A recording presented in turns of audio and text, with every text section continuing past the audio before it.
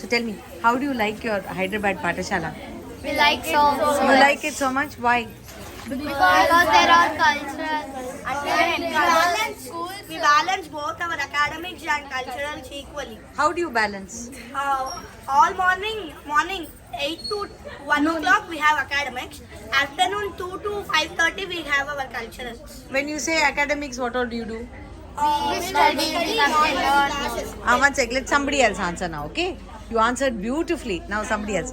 Okay, you tell me. One of you tell me. Morning, what do you do? In morning, the academic, which usually comes under the modern subjects which we have right now, Like what? like biology, physics, English, Telugu, and all the languages. And when it comes to cultures, we have the yoga, music, and You have yoga, and then somebody else tell me. Other than yoga, what do you have? One of you tell me. Amarakosha. Every morning we have Sanskrit class day by day. One day every morning 7th and 8th, and the next day 9th and 10th. 9th and 10th. So you're only 7, 8, 9, 10. Yeah. All of you. Sanskrit. Sanskrit. Then? Amarakosha. Music. Yoga. Pravarchana. Shlokas. This Sunday we have epic class. Itihasa. Itihasa is a much arts and craft. What do you like doing in arts and crafts? What have you done? Bangles. Do you wear the bangles you make? We made it for Parivar. Oh, so you made it and you gave Samarpanam here? Yeah. How nice. What did you do with the bangles?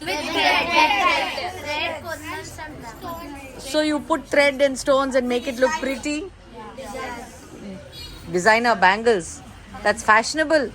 Very fashionable. Yeah. And then, what other crafts have you done? Photo frame. Diya making. we are painting. Painting. Diya painting. Very nice. Wall hanging. Wall hangings. Nice. Oh, you have samples of the bangles here? Can I see it? Oh, wow. These are incredible. Look at that. You make these? Yes. And where do you get all these materials to make these pretty bangles? The staff provides you with this? Yes. How nice. And the designs? It's our creation. Oh, it's your creative imagination? Yeah. Fantastic. Look at that. Which classes do you like? In cultures, we like Sanskrit. Some of them are interested in music, some of us are interested in sloka, some of us are in Sanskrit. Oh. So we equally love every. And what about the modern subjects? each have one of their Okay, so what is your favorite? My favorite is biology. Yours is biology. What is your favorite? English and Telugu. Very nice. And yours? English. You in the back? Telugu. So you learn Telugu also formally? Telugu, Hindi, English, maths, physics, biology, social studies. That's a lot. Nice. And what do you do in social studies? We learn about history and geography. History and geography. Did you learn about glaciers and everything yet? Yes. Have you all heard of the Bhagirathi River? Yeah. Bhagirathi River becomes what river? Later it's called Ganga. You know there's a glacier from under which the river comes. It's a very large glacier. That opening, do you know what it's called? Gomukh. Glacial valley is U-shaped. The river, what it does is, it cuts. So it makes a sharp V. The glacier is like a big mountain and it just comes like a bulldozer. You've all seen these bulldozers and JCB work, right? It pushes everything like that and it comes. And so what we did is from Gaumukh, we climbed to the top of the glacier. And I've stood on top of the glacier and looked down and seen the Bhagirathi River come very high. Then from there we went to Tapovan, which is 16,660 feet high. So we climbed up there and that's where Who did tapas? Yes, he did tapas. Do you know the story of that from the Itihasa? Yes. So can one of you tell me, or you will tell me? So Bhagirath was a great king of India. And once what happened is that his ancestor, King Sagar, he had sons, 100 sons. So due to a curse, they all were burned down to ashes. And to get them moksha, Dharmaraja informed to King Bhagirath to make tapas for the moksha for them.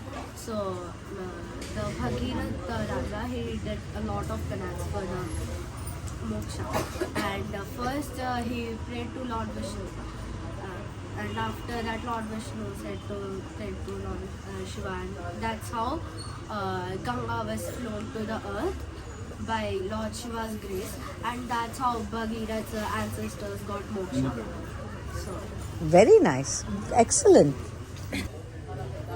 Can you name the Itihasa of our country?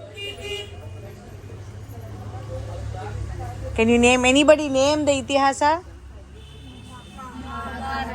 Mahabharata and Ramayana. Bhagavatam comes from the after the Mahabharata, but it's not part of the Itihasa. Bhagavatam is the praise of Krishna. Right? Mahabharata tells you all the events and everything that happened. Who was there, who was the king, who was the queen, who was the guru, who was the shishya, what happened, how did they all interact, what did the guru tell the shishya, when the shishya listened to the guru, what happened, if they didn't listen to the guru, what happened. Right? It tells you about the Kauravas, the Pandavas, the other kings also. So many kings were there in Bharata Desha. So that is Itihasa, where it tells you about who was there, what they did, when they were there. For example, for Sri Rama, we celebrate Sri Rama Navami. Yeah. How do we know when Sri Rama was born? Dasharatha had no sons. So he did Uttara Kameshti Yagam. So Vishnumurti has taken avatar in the form of Rama. Sri Rama. Sri Rama. But I'm saying my question is different. How do you know exactly when he was born? It's on Navami. Yeah, I'm telling you it's Navami. But how can you be sure it's Navami?